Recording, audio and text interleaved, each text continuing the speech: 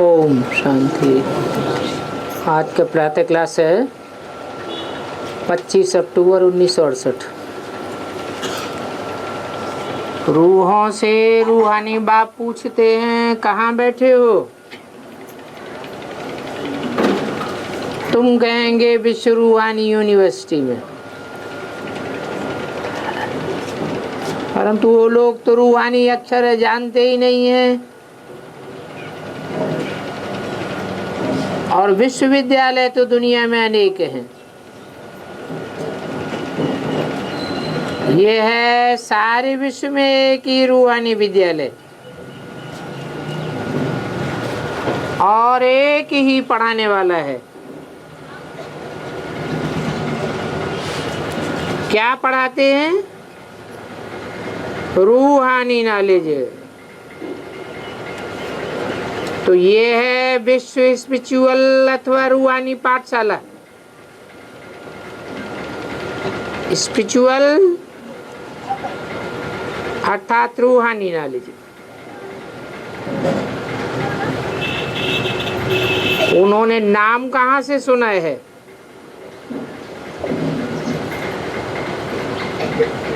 बाकी स्पिरिचुअल अर्थात रूहानी नॉलेज पढ़ाने वाला कौन है, ये भी तुम बच्चे अभी जानते हो। पहले तो नहीं जानते थे। रूहानी बाप ही रूहानी नॉलेज पढ़ाते हैं। वो रूहों का बाप है। देहधारियों का बाप नहीं है। इसलिए उनको रूहानी टीचर कहते हैं। तो वो स्पिरिचुअल फादर पढ़ाते हैं। अच्छा, पढ़ाने से फिर क्या होगा? तुम बच्चे जानते हो, इस रूहानी स्पिरिचुअल नॉलेज से हम अपना आदि सनातन देवी देवता धर्म स्थापन करते हैं। एक धर्म की स्थापना और सब दैहिक धर्मों का विनाश। इतने जो सभी धर्म हैं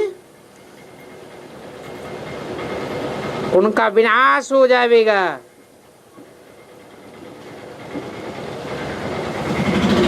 अब बताओ, इस स्पिरिचुअल नॉलेज का सभी धर्मों से क्या ताल्लुक है? ये बात भी अभी तुम जानते हो।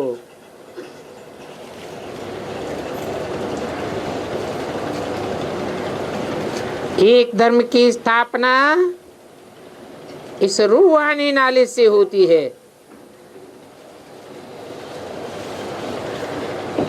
ये लक्ष्मी नारायण विश्व के मालिक थे ना, उनको कहेंगे रूहानी दुनिया। Spiritual world. इस स्पिरिचुअल नॉलेज से तुम राजयोग सीखते हो और राजाई स्थापन होती है। अच्छा, फिर और धर्मों से क्या ताल्लुक है? और सभी धर्म विनाश को पावेंगे।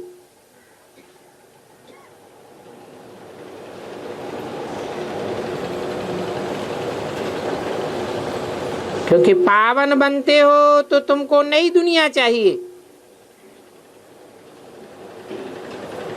एकदम 100% नई दुनिया।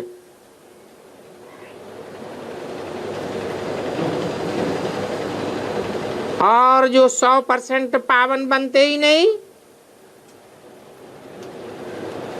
कम पावन बनते हैं, दुनिया डिग्रेड होती है, तो उसी दुनिया में प्रवेश करते हैं, उसी दुनिया में आते हैं।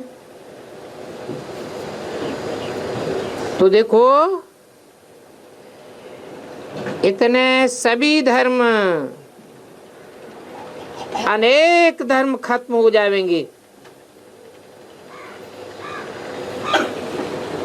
बाकी एक सतो प्रधान धर्म रहेगा। उसमें कहा जाता है विश्व में शांति का राज्य। अभी तो है पतित अशांति का राज्य, फिर होगा पावन शांति का राज्य। अभी तो दुनिया में अनेक धर्म हैं, तो कितनी अशांति मारामारी है,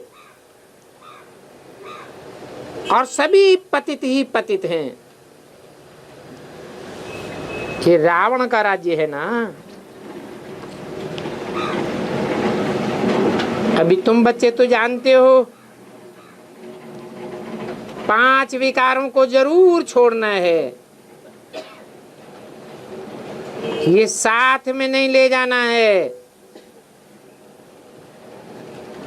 आत्मा अच्छे व बुरे संस्कार ले जाती है, परंतु तुमको अच्छे व बुरे कोई भी संस्कार आत्मा के साथ बाप के घर में नहीं ले जाने हैं। अभी बाप तुम बच्चों को पवित्र बनने की युक्ति बतलाते हैं। उस पावन दुनिया में कोई भी विकारी मनुष्य नहीं रहेगा। तुम जानते हो तुमको पढ़ाने वाला कौन है? Ever pure spiritual God father, वो सभी आत्माओं का बाप है।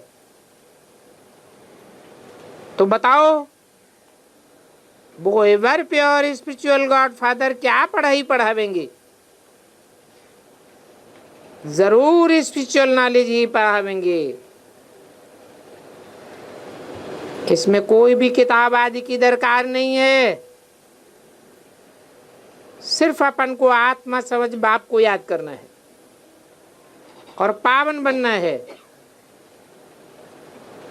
बाप को याद करते करते बुद्धि में स्मृति का संग लगते लगते अंतमते सुगति हो जाएगी।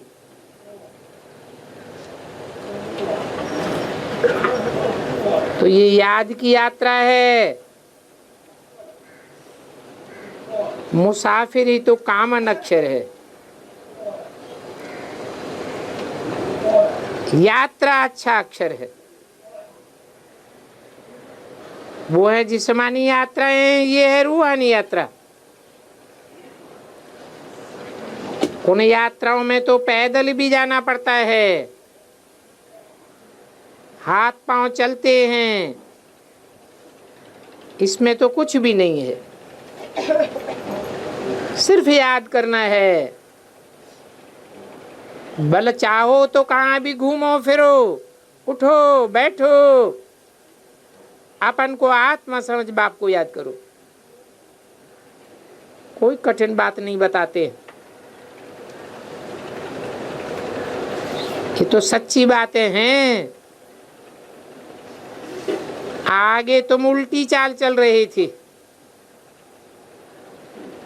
अपन को आत्मा के बदले शरीर समझ लिया था।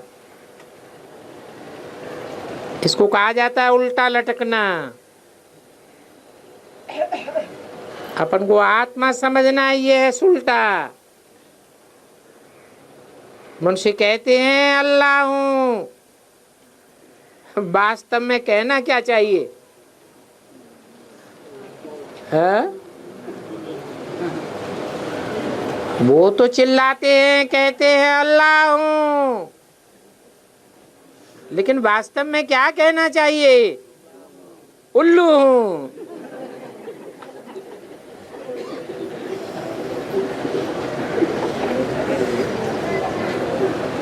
अल्लाह हूं यानी अल्लाह एक बाप है जो ऊंचे ऊंचे है। हम तो उल्लू हूं। तो अर्थ भी समझाना है। ऐसे कह नहीं सकते कि अल्लाह हूं, फिर तो सर्वव्यापी की बात हो जाती है। हाँ, अल्लाह का बच्चा हूं। अल्लाह जब आते हैं तो आकर के पावन बनाकर अपना बच्चा बनाते हैं, और अल्लाह की पावन दुनिया है।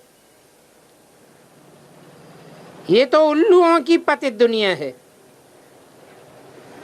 रावण की पतित दुनिया। देह अभिमान में उल्टे हो गए हैं सभी। अब एक ही बार देही अभिमानी बनना है। तो तुम अल्लाह के बच्चे हो, अल्लाह हूं ये नहीं कहेंगे। अंगुली से हमेशा ऊपर इशारा करते हैं तो सिद्ध होता है अल्लाह। वहां अल्लाह है तो जरूर यहां दूसरी चीज है, और दो चीजें हैं जरूर। तो हम उस अल्लाह बाप का बच्चा हूं, हम भाई भाई हैं। अल्लाह हूं कहने से फिर उल्टा हो जाएगा कि हम तो सभी बाप हैं, परंतु नहीं, बाप तो एक है, उनको ही याद करना है। और अल्लाह तो एवर पवित्र है, अल्लाह खुद बैठ पढ़ाते हैं। तो देखो थोड़ी सी बात में मनुष्य कितना मुझ गए हैं। भारत में शिव जयंती भी मनाते हैं। उनसे पूछो कृष्ण को ऐसा पद किसने दिया? शिव बाबा ने। श्री कृष्ण है स्वर्ग का फर्स्ट प्रिंस।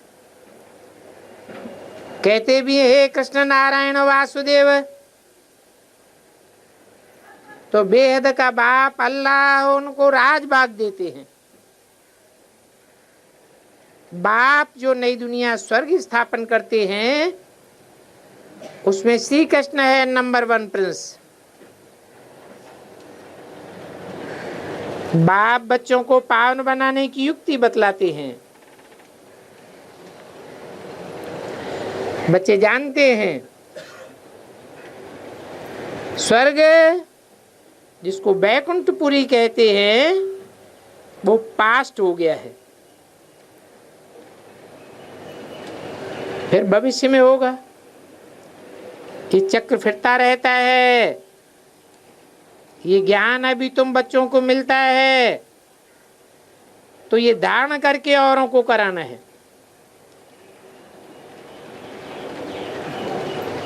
हर एक को टीचर बनना है। ऐसे भी नहीं है कि टीचर बनने से लक्ष्मी नारायण बन जाएंगे, नहीं। टीचर बनने से तुम बहुतों को प्रजा बनावेंगे।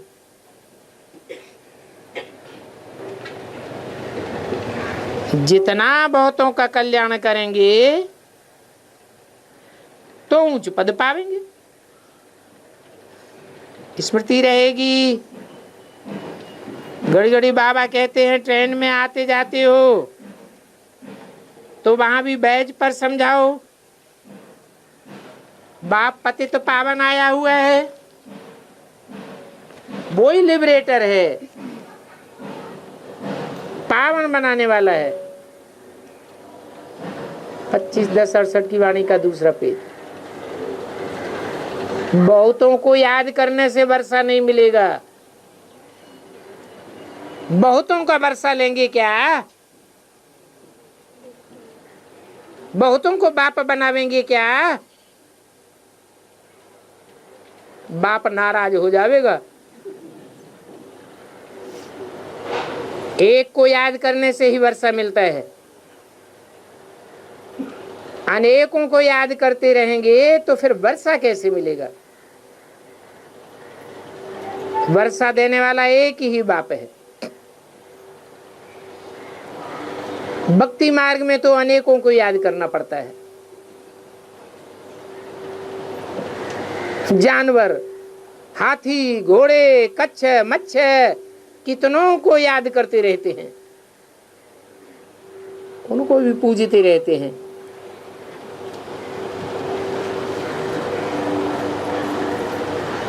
चिट्ठी में भी भगवान समझ उनको खिलाते हैं, समझते हैं भगवान सर्वव्यापी है,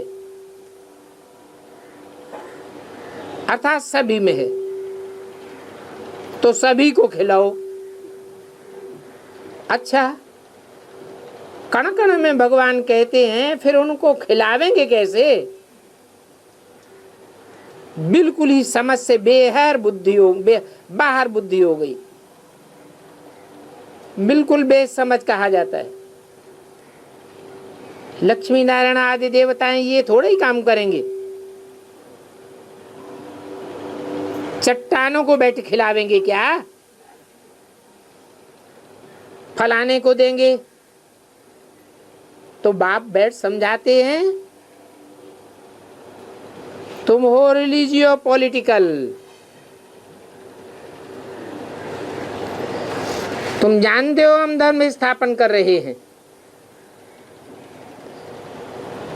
इनकॉग्निटो पॉलिटिकल है। राज्य स्थापन करने के लिए मिलिट्री रहती है, तुम भी मिलिट्री हो, परंतु वो राज्य स्थापन करने वाली मिलिट्री और तुम्हारे में क्या अंतर है?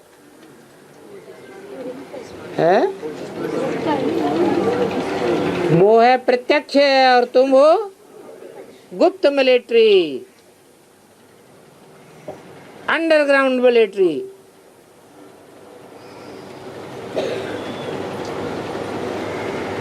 तुम्हारी स्पिरिचुअल यूनिवर्सिटी है, और सारी दुनिया के जो भी मनुष्य मात्र हैं सभी को इन धर्मों से निकाल ले जावेंगे।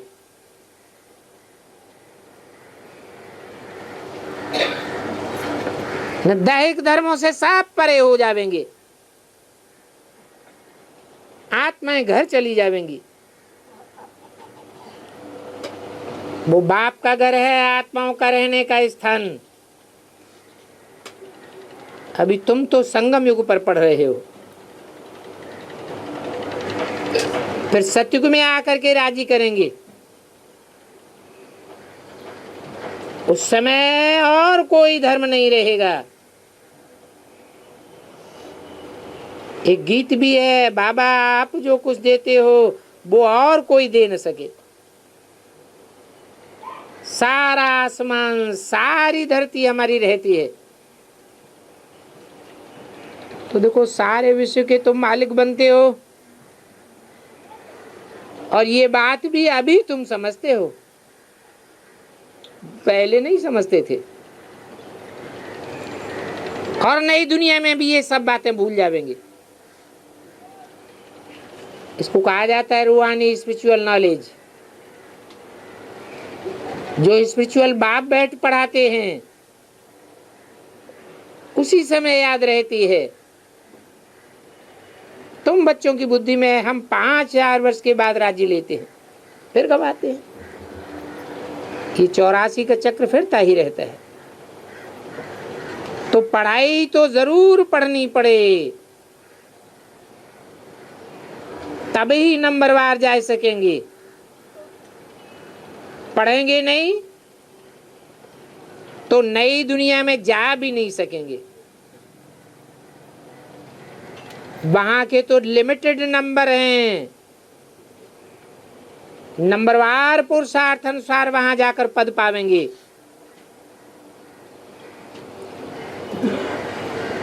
ऊंच पद पाने वाले प्रजा वर्ग में तो होते नहीं है। इतने 450 करोड़ तो नहीं पढ़ेंगे।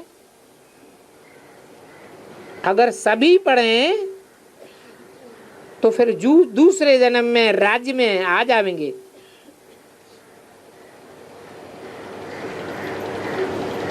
तो पढ़ने वालों की भी लिमिट है।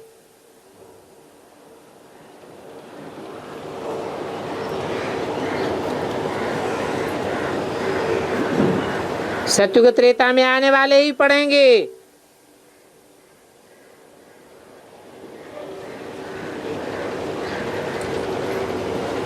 क्या कहा है? 450 करोड़ पढ़ेंगे या नहीं पढ़ेंगे?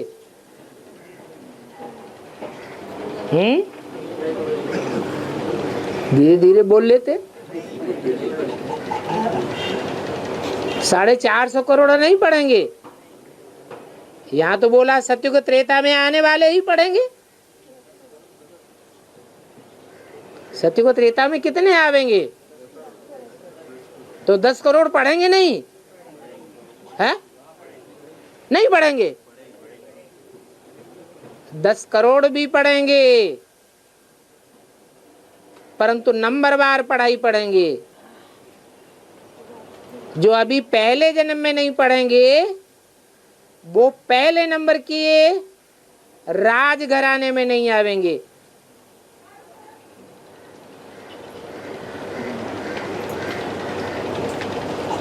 अगले जन्म में आ सकते हैं। इसलिए बाबा ने बोला तुम्हारा पूरा का पूरा परिवार ज्ञान में चलेगा। अभी नहीं चलते हैं, पवित्रता की पढ़ाई नहीं पढ़ते हैं, अंत में पढ़ेंगे तो अंतिम जन्मों में आ जाएंगे। तुम्हारी तो बहुत प्रजा बनती है। देरी से आने वाले याद से पाप तो भस्म नहीं कर सकेंगे। पाप आत्माएं होंगे तो फिर सजा खाकर बहुत छोटा पद पा लेंगे, और कम पद पावेंगे तो बेइज्जती भी बहुत होगी। जो अभी माया की इज्जत वाले हैं वो सब बेइज्जत बन जाएंगे। यहाँ तुम्हारी तो है ईश्वरीय इज्जत और उनकी है आसुरी इज्जत। तो देखो आसुरी इज्जत और दैवी इज्जत में किनका कितना फर्क है। पहले हम आसुरी इज्जत वाले थे, अभी फिर हम दैवी इज्जत वाले बनते हैं। आसुरी इज्जत से हम बिल्कुल बेगर बन जाते हैं। यह है ही कांटों की दुनिया। तो बेइज्जती हो गई ना। फिर कितने इज्जत वाले बनते हो? यथा राजा रानी तथा प्रजा। बेहद का बाप तुम्हारी बहुत इज्जत ऊंची बनाए देते हैं। तो फिर इतना पुरुषार्थ भी करना पड़े। सभी कहते हैं हम अपनी इज्जत कैसे बनावें, और नर से नारायण नारी से लक्ष्मी बन कैसे ऊंच बने। अब इनसे ऊंच इज्जत तो कोई की है ही नहीं। कथा भी नर से नारायण बनने की है। अमर कथा कहो, तीजरी की कथा कहो, है तो एक ही। तो ये कथा अभी तुम सुनते हो। तुम ही विश्व के मालिक थे, फिर 84 जन्म लेते लेते नीचे गिर गए हो। फिर तुम्हारा पहला जन्म होगा। पहले नंबर में तुम बहुत ऊंच पद पाते हो, फिर गिरते गिरते बिल्कुल बेइज्जत बन जाते हो। रावण ने तुमको कितना बेइज्जत बनाई दिया, और बाप द्वारा तुम संपूर्ण निर्विकारी बन जाते हो तो कितने इज्जतवान बन जाते थे। फिर पूज्य से पुजारी बने, अभी फिर तुम पूज्य इज्जतवान बनते हो। अभी तो बेइज्जत ऐसे हैं जो एकदम देवताओं के आगे उन्हों के चरणों में झुक जाते हैं। प्रणाम करके गिर जाते हैं, दंडवत प्रणाम कहते हैं ना। कितने बेइज्जत हो गए। सतयुग है इज्जत वालों की दुनिया, वहां तो कोई दुख की बात नहीं होती है। कितना तुम इज्जत वाले पूज्य बनते हो, फिर पुजारी बेइज्जत वाले बन पड़ते हो। राम इज्जत वाले बनते हैं और रावण बेइज्जतवान बनाए देता है। इस नाले से ही तुम भक्ति को छोड़ देते हो और मुक्ति, जीवन मुक्ति को प्राप्त करते हो। आधा कल्प रावण का नाम निशान नहीं होता। तो ये बातें अभी तुम बच्चों की बुद्धि में है, सो भी नंबरवार पुरुषार्थ अनुसार हैं। कल्प कल्प तुम ऐसे ही नंबरवार पुरुषार्थ अनुसार समझदार बनते हो। माया तुमसे गफलत कराती रहती है, वेद के बाप को याद करना भूल जाते हैं। भगवान पढ़ाते हैं, वो हमारा टीचर है, और फिर अपसेंट हो जाते हैं, पढ़ते ही नहीं है। दर दर धक्के खाने की आदत पड़ जाती है। किनके लिए बोला है? जोर से बोलो। पार्टियों पार्टियों में धक्के खाते रहते हैं, तो पढ़ाई पर जिनका ध्यान नहीं रहता है उन्हों को फिर नौकरी में लगा देना होता है। धोबी का काम करो, उसमें पढ़ाई की क्या दरकार। व्यापार में मनुष्य मल्टी मिलियन बन जाते हैं, पढ़ाई से तो इतना नहीं बनेंगे।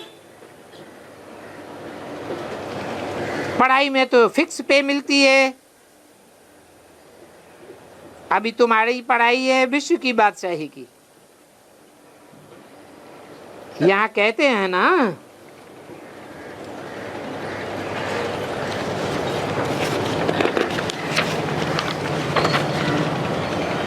हम भारत के वासी हैं।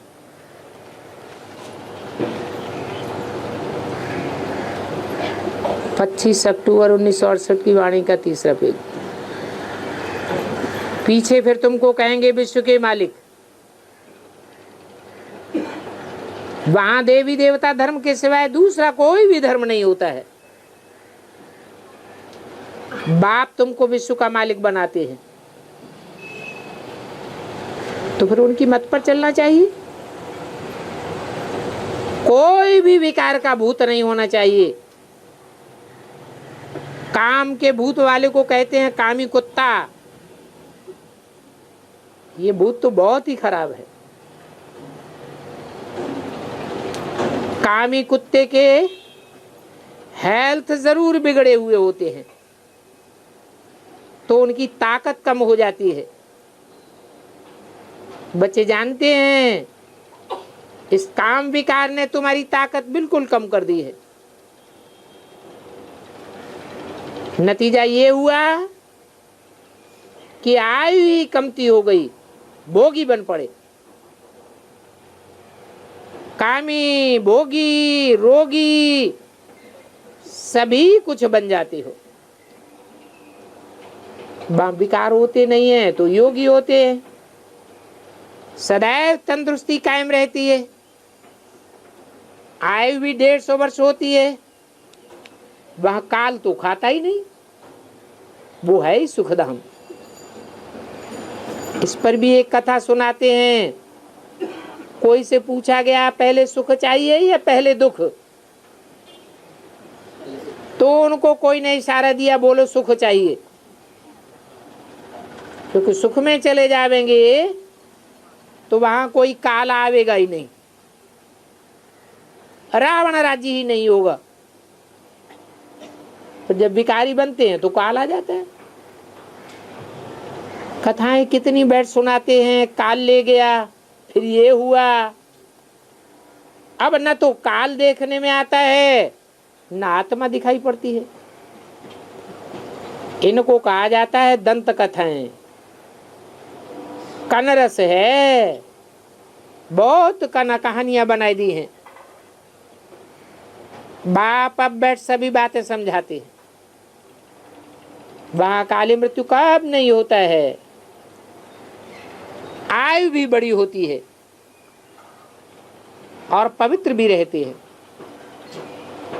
16 कला, 14 कला, फिर कम होते होते एकदम 9 कला। फिर कहते हैं मैं निर्गुण हारे में कोई गुण नहीं। एक निर्गुण बालकों की संस्था भी है। जिन बच्चों में कोई गुण नहीं है उनकी संस्था है। कहते हैं हमारे में कोई गुण नहीं, हमको गुणवान बनाओ, सर्वगुण संपन्न बनाओ। अभी बाप कहते हैं सर्वगुण संपन्न बनना है तो पवित्र बनो।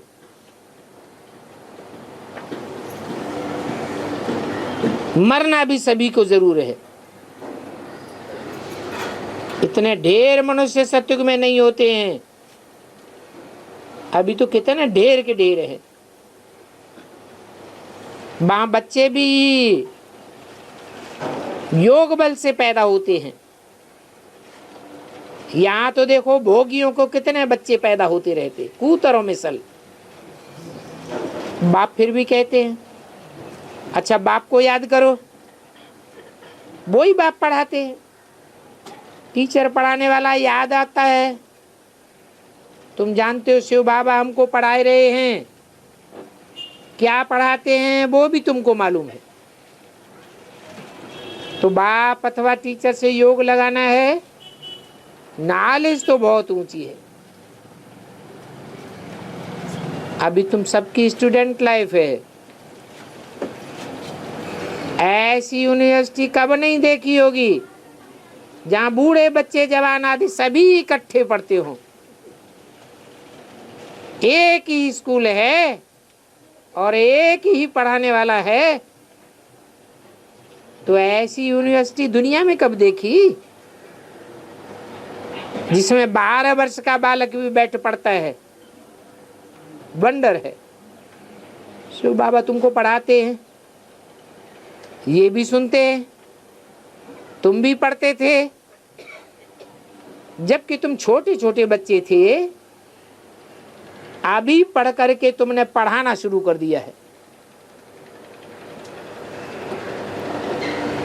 ये क्या कहा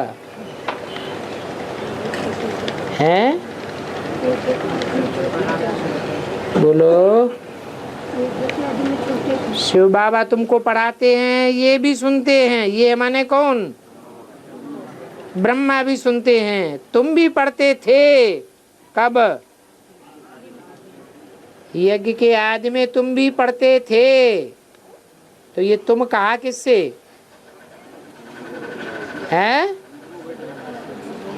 मालूम वो तो है ही नहीं सामने, तो कहा कहाँ से? तुम भी पढ़ते थे जबकि तुम छोटे छोटे बच्चे थे। यज्ञ के आदि में छोटे बच्चे थे। ज्ञान के हाँ, पढ़ाई की शुरुआत थी, अभी पढ़कर पढ़ाना शुरू कर दिया है। दिन प्रतिदिन टाइम होता जाता है। अभी तुम तो बेहद में चले गए हो। जानते हो ये 5000 वर्ष का चक्र कैसे फिरता है? पहले तो एक धर्म था, अभी कितने धर्म हो गए हैं। अभी कोई वारंटी नहीं। इनको कहा जाता है प्रजा के ऊपर प्रजा का राज्य, कौरव राज्य। महाराजा महारानी तो कोई है ही नहीं।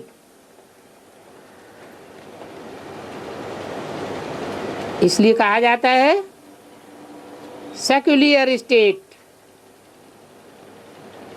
धर्म तो है ही नहीं। और कोई भी धर्म में ईमानदारी नहीं। इसलिए मुसलमान लोग हिंदुओं को काफिर कहते हैं। कोई भी धर्म को मानते नहीं हैं, कहां कहां कन्वर्ट होते रहते हैं, फिर कहते हैं हम अधर्मी हैं। पहले तुम सारे विश्व के मालिक थे, अभी अधर्मी बन पड़े।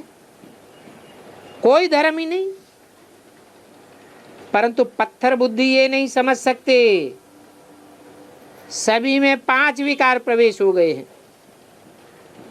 वेद का बाप कहते हैं अभी धैर्य धारण करो, बाकी थोड़ा समय है। तुम इस रावण राज्य में हो, अच्छी रीति पढ़ेंगे तो फिर सुखधाम में चले जाएंगे। ये तो दुखधाम है। तुम अपन को शांति धाम सुखधाम को रहवासी समझो, इस दुखधाम को भूलते जाओ।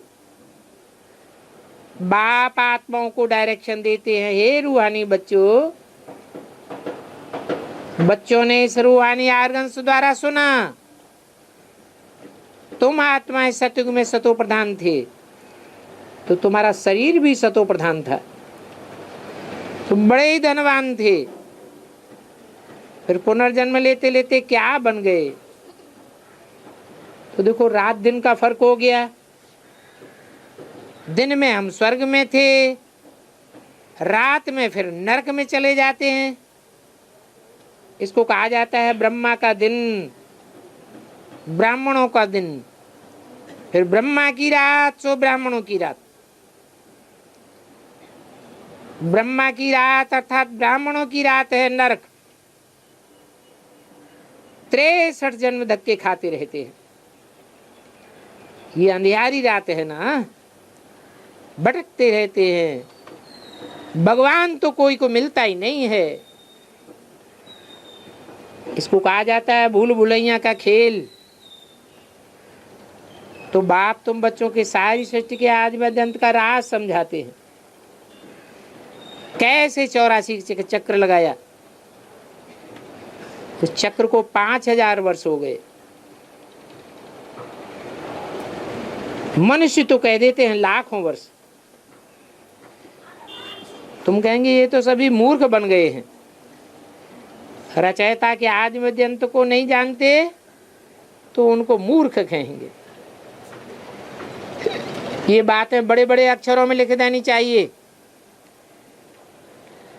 पढ़ें और फिर तुमसे आकर पूछें, इसमें डरने की कोई बात नहीं है। अच्छा, बच्चों को गुड मॉर्निंग।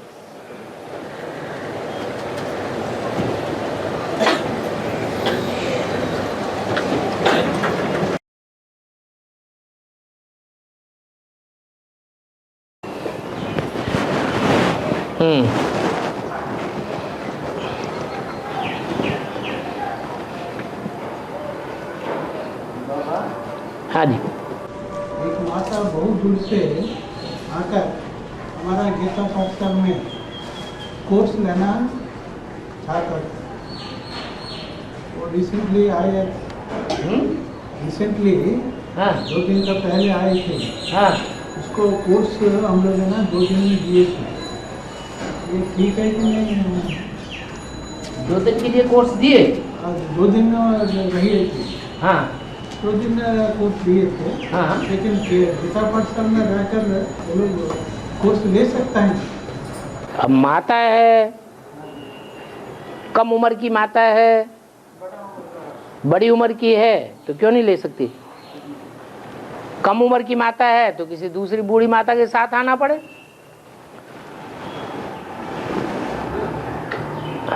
और 7 दिन का कोर्स है ना, 2 दिन में दिया है। अच्छी बात है। बाबा तो कहते हैं कोर्स है, अब 7 दिन देने की जरूरत क्या है? अभी इतना टाइम नहीं है लंबा लंबा खींचो।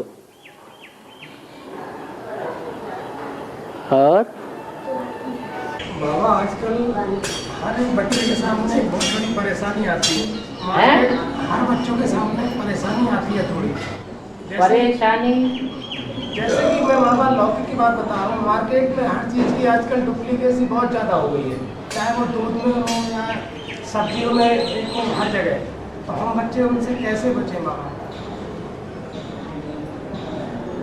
याद तो हर चीज को रिफाइन कर देती है? मिलिट्री वालों को बाबा कहते हैं तुम याद में खाओ, कैंटीन में खाना पड़ता है, तो भोजन को, बने बनाए भोजन को भी रिफाइन कर सकती है याद। तो ये तो कच्ची चीजें हैं, घर में लाके पकाओगे असर नहीं पड़ेगा। और करने से क्या नहीं हो जाता है? आदमी क्या नहीं कर सकता है? आदमी करना चाहे तो ऑर्गेनिक खेती नहीं कर सकता है? हैं? संघऊ शक्ति कलयुग युगे, कलयुग में संगठन की शक्ति काम करती है। इतने ढेर सारे बच्चे बाबा के मिलकर के इकट्ठे हो जाए तो ऑर्गेनिक खेती से अन्न पैदा नहीं कर सकते। दुनिया वालों को इतनी जरूरत नहीं है, लेकिन हमको तो शुद्ध अन्न की ज्यादा जरूरत है।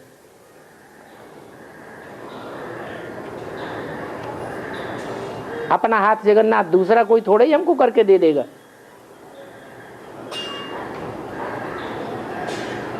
वो दुनिया वाले तो शुद्ध अन्न और शुद्ध संघ को मानते ही नहीं है।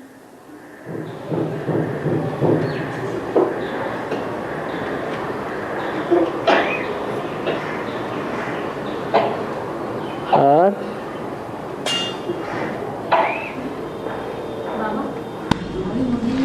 सर्प को मारे सर्प जो शराब हैं? सर्प को मारे सर्प जो शराब को मारे मुरली में आया। हाँ, शराब में नशा होता है और शराब में विषैला पदार्थ होता है, तो सर्प का विष तो शराब के विष को भी परास्त करने वाला होता है।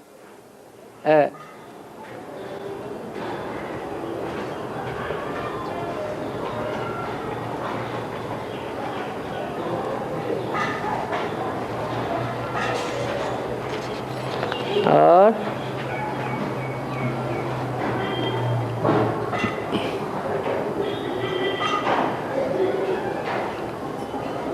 नारद मुनि कौन है?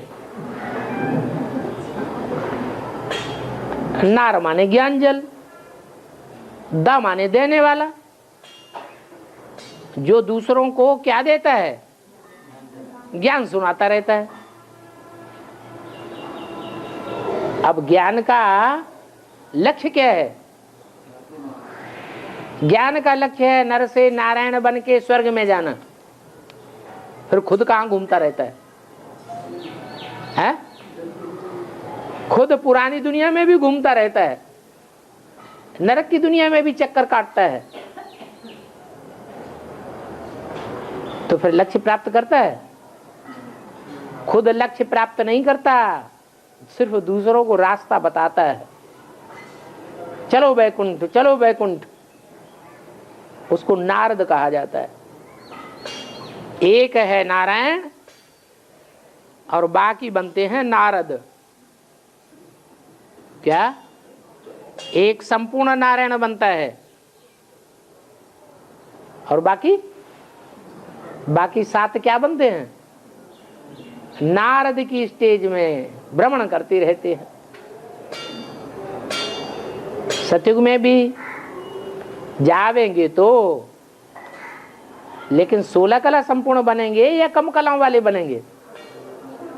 कम कलाओं वाले बनेंगे। फिर भी द्वापर युग में जाकर के दूसरे धर्म में कन्वर्ट होते रहेंगे। तो नरक क्रिएट करते हैं या स्वर्ग क्रिएट करते हैं? नरक ही क्रिएट करते हैं, नरक में ही चक्कर लगाने चले जाते हैं। तो उनको नारद कहा जाता है।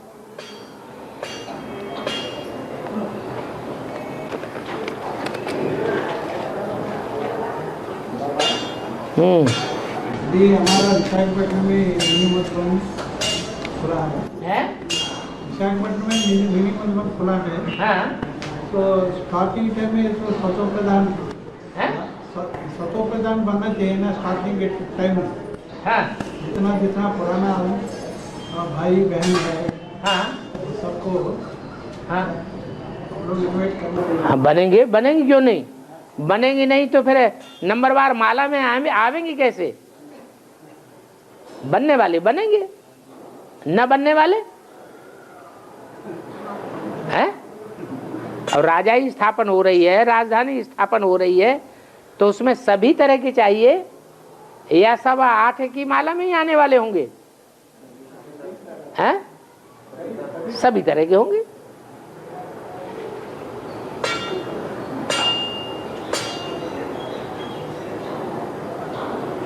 विपरीत बुद्धि माना क्या?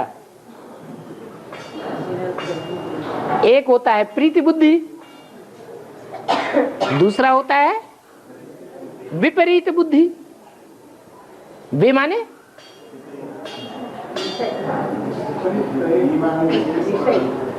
एक होता है प्रीति, एक है विपरीत, बिना प्रीति का। एक है प्रीति बुद्धि और एक है विपरीत, बिना प्रीति का। प्रीति नहीं है। अब प्रीति किससे होती है? प्रीति साकार से होती है या बिंदी से होती है? बिंदी भी अगर साकार न बने तो उससे प्रीति हो ही नहीं सकती, क्योंकि बिंदी को पहचानेंगे कैसे? पहचानेंगे हैं? बिंदी बिंदी बिंदी बिंदी, चीड़े मकोड़े पशु पक्षी मनुष्य सारे ही बिंदी। तो प्रीति तब पैदा होगी जब वो बिंदी कोई स्पेशल मुकर्रर रथ में प्रवेश करके संसार के सामने प्रत्यक्ष हो, ज्ञान के आधार पर। इन आंखों से देखने से वो भी नहीं समझ में आवेगा। वो ज्ञान की आंख तीसरे नेत्र से पहचाना जाए, पहचान के फिर उसके साथ प्रीति बुद्धि बनो। नहीं तो क्या होगा? भगवान को नहीं पहचाना, भगवान से प्रीति बुद्धि नहीं बन पाए तो कोई ऐरा गहरा नत्थु खैरा उसी से प्रीति बुद्धि बन पड़ेंगे। कोई के साथ भी बुद्धि लिपट जाएगी। तन का, धन का, जन का, क्या होगा?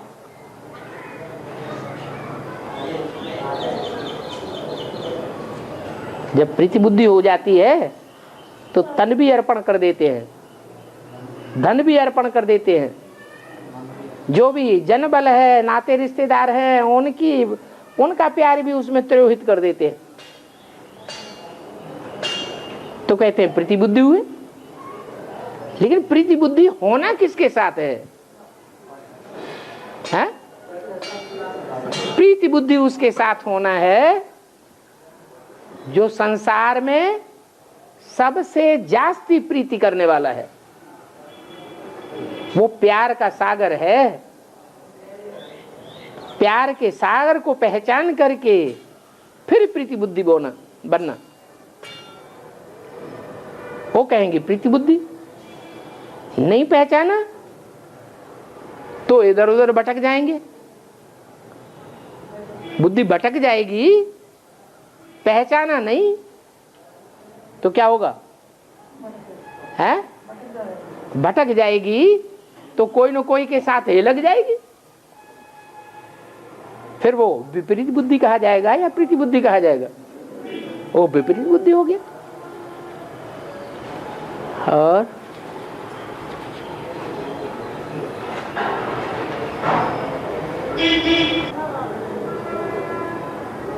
बस ओम शांति।